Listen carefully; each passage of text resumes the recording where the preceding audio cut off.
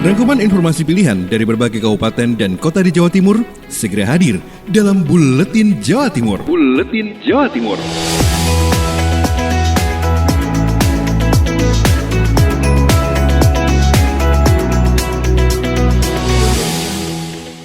Halo, apa kabar? Salam jumpa di Buletin Jawa Timur edisi Jumat 27 Mei 2022 bersama saya Akmal Mustafa. Informasi yang pertama datang dari Bobi Wijayanto, Suara Lumajang. Sempat ditutup, jembatan gantung Geladak Perak Lumajang kembali dibuka. Jembatan gantung Geladak Perak di Kecamatan Candipuro yang beberapa waktu sempat ditutup karena di sekitarnya terjadi tanah longsor, kini sudah kembali dibuka untuk akses jalan masyarakat.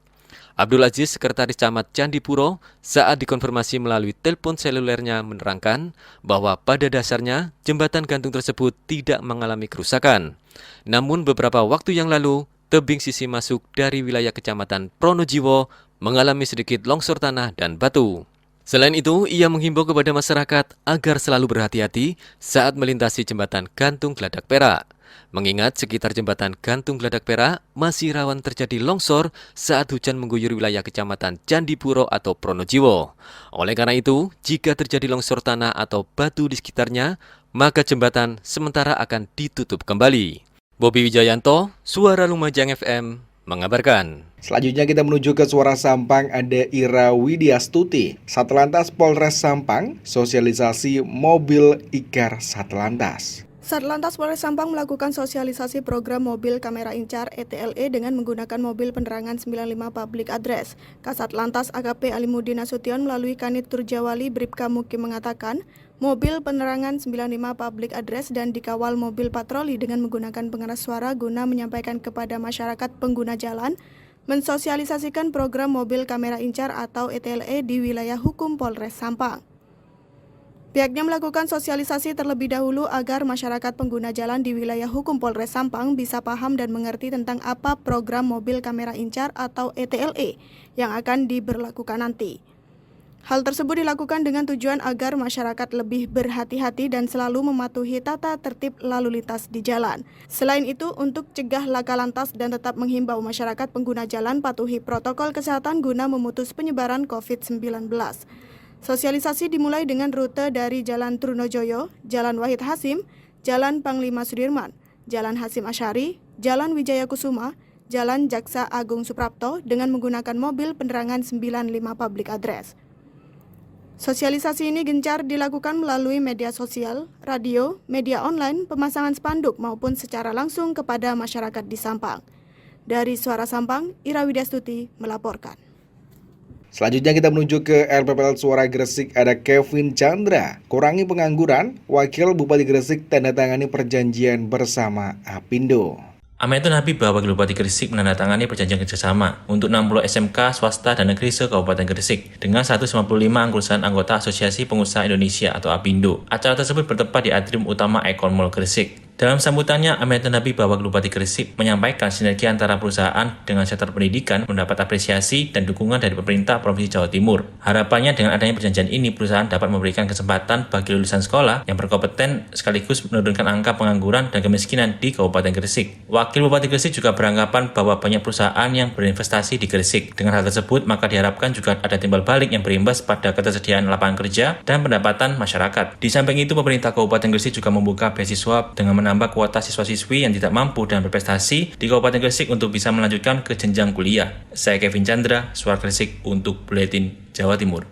Kita menuju ke Suara Ngawi, ada Renata Surya. Aturan baru, pencatatan nama dokumen kependudukan minimal 2 suku kata. Terbitnya aturan baru berupa Permendagri nomor 73 tahun 2022 dalam kepengurusan Adminduk atau administrasi kependudukan, maka pencatatan nama identitas warga di kartu keluarga atau KK maupun di EKTP minimal 2 suku kata dan maksimal 60 karakter termasuk spasi. Menurut informasi yang dilansir dari Sinar Ngawi Media edisi 23 Mei 2022, MH Hasan Muntaha, Kepala Dinas Kependudukan dan Pencatatan Sipil atau Disduk Capil Ngawi mengatakan bahwa regulasi baru tersebut diberlakukan guna memudahkan serta mengatur dalam pencatatan Adminduk sebagai bentuk pelayanan publik. Selain itu, untuk di EKTP maupun KK boleh dicantumkan gelar adat, keagamaan maupun pendidikan yang penulisannya bisa disingkat. Namun untuk nama tidak boleh disingkat serta di dalam akta pencatatan sipil tidak diperbolehkan mencantumkan gelar. Hasan menambahkan dokumen Adminduk lama masih tetap sah serta tidak harus memperbarui dan aturan ini berlaku bagi pemohon baru. Dengan regulasi baru, penulisan nama dalam dokumen kependudukan tersebut diharapkan nama anaknya diberikan orang tuanya merupakan nama yang bagus, tidak multitafsir, tidak terlalu panjang dan terlalu pendek. Renata Surya, Suara Ngawi. Selanjutnya kita menuju ke Suara Pasuruan. Ada Yuli Sulistiorini. 661 jamaah Kabupaten Pasuruan siap berangkat haji. Menjelang pemberangkatan, jumlah warga Kabupaten Pasuruan yang akan berangkat haji tahun ini semakin berkurang. Berkurangnya jumlah jamaah yang akan menunaikan rukun Islam kelima ini disampaikan Agus Suhairi, Kasih Haji dan Umroh, Kantor Kemenak Kabupaten Pasuruan dalam acara pembinaan manasik haji di halaman Sentra Bordir Bangil, Rabu 25 Mei 2022. Menurut Agus, jumlah jamaah asal Kabupaten Pasuruan sesuai kuota sebanyak 714. Namun seiring berjalannya waktu, jumlahnya menyusut menjadi 661 jamaah. Ini disebabkan beberapa faktor, diantaranya jamaah yang tidak melunasi BPIH, biaya perjalanan ibadah haji, sampai batas akhir pelunasan. Selanjutnya, faktor keputusan jamaah sendiri yang menunda berangkat haji karena ingin bergabung dengan mahramnya di tahun tertentu, serta mutasi keluar karena alasan domisili atau pekerjaan atau keluarga. Haji ini tahun ini haji khusus.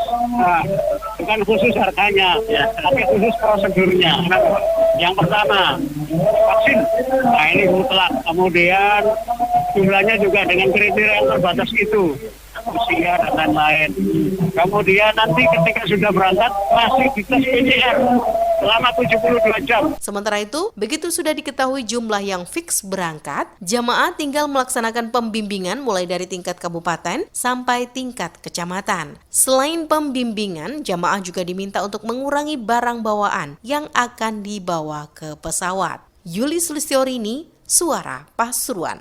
Selanjutnya kita menuju ke RGR FM Tulungagung. Ada Eko Utomo. Bimbingan manasik haji massal dan pemberangkatan jamaah haji Tulungagung tahun 1443 Hijriah. Bertempat di Hall lantai 6 Gedung Kiai Haji Arif Mustaqim Universitas Islam Negeri UIN Said Ali Rahmatullah 1 Tulungagung, Kantor Kementerian Agama Tulungagung bersama pemerintah Kabupaten Tulungagung menyelenggarakan bimbingan manasik haji massal dan pemberangkatan jamaah haji Tulungagung. Kepala Staf Penyelenggara Haji Kabupaten Tulungagung tahun 1443 Hijriah garing 2022 Masehi, Dr. Haji Muhajir SPD MAG yang juga merupakan Kepala Kantor Kemenak Kabupaten Tulungagung menyampaikan bahwa calon jamaah haji Tulungagung sejumlah 400 orang terbagi atas 388 jamaah prioritas dan 12 orang cadangan. Terdapat calon jamaah haji termuda atas nama Muhammad Farid Asfarudin berusia 21 tahun, sedangkan Siti Nur Fatimah merupakan jamaah haji paling sepuh berusia 64 tahun 10 bulan. Untuk jadwal pemberangkatan dan pemulangan jamaah haji Tulungagung sampai saat ini masih belum ada jadwal resmi, masih menunggu hasil khurah dari embarkasi Surabaya. Bupati Tulungagung Dr. Andes Marjito Birowo menyampaikan bahwa ibadah haji merupakan sebuah ibadah yang dijadikan sebagai salah satu dari 5 pondasi rukun yang dengannya akan tegak agama Islam. Eko Utomo, RGR FM Tulungagung.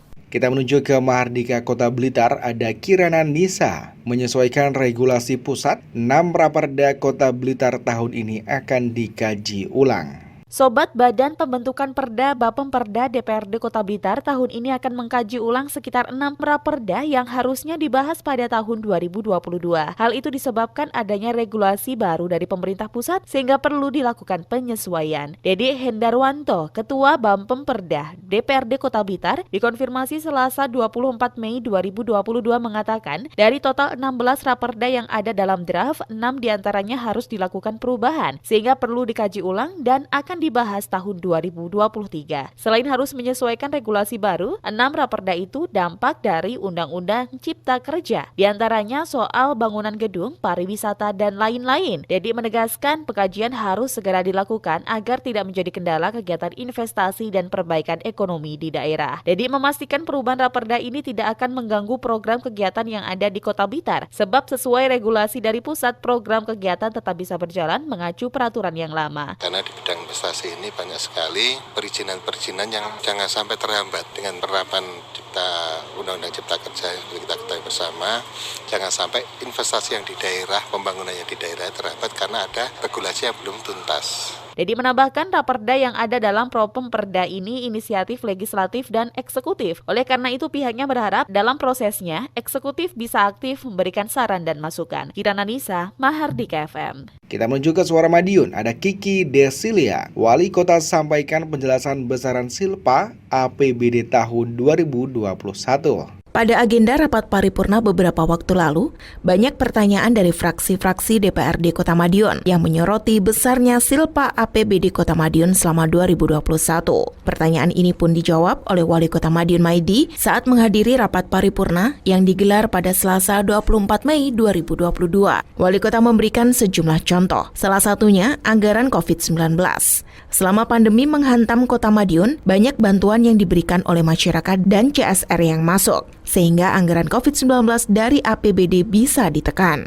Tak hanya itu, efisiensi juga dilakukan di sejumlah kunjungan daerah, yakni dengan menggunakan akomodasi di bawah rate yang sudah ditentukan. Meski begitu, Wali Kota memastikan bahwa efisiensi anggaran dari APBD tidak mempengaruhi program dan kegiatan yang berlangsung, termasuk pembangunan fisik tetap sesuai dengan spesifikasi yang terbaik. Kiki Desilia, Suara Madiun.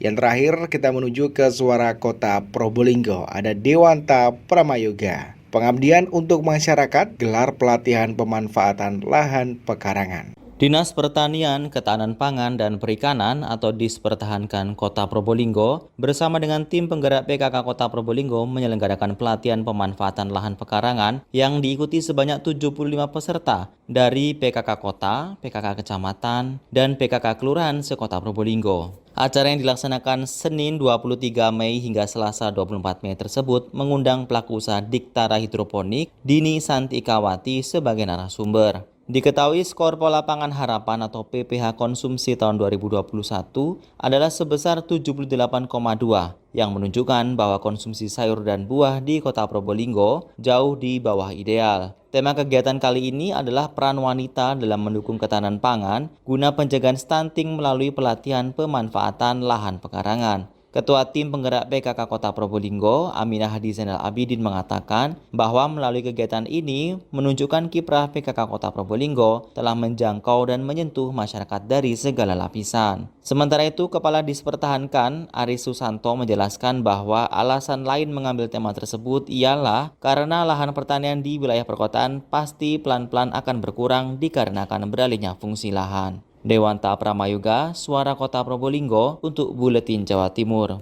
Demikian informasi-informasi yang tersaji di dalam Buletin Jawa Timur edisi hari ini. Sampai jumpa di Buletin Jawa Timur edisi berikutnya. Rangkuman informasi pilihan dari berbagai kabupaten dan kota di Jawa Timur baru saja sahabat dengarkan dalam Buletin Jawa Timur. Buletin Jawa Timur.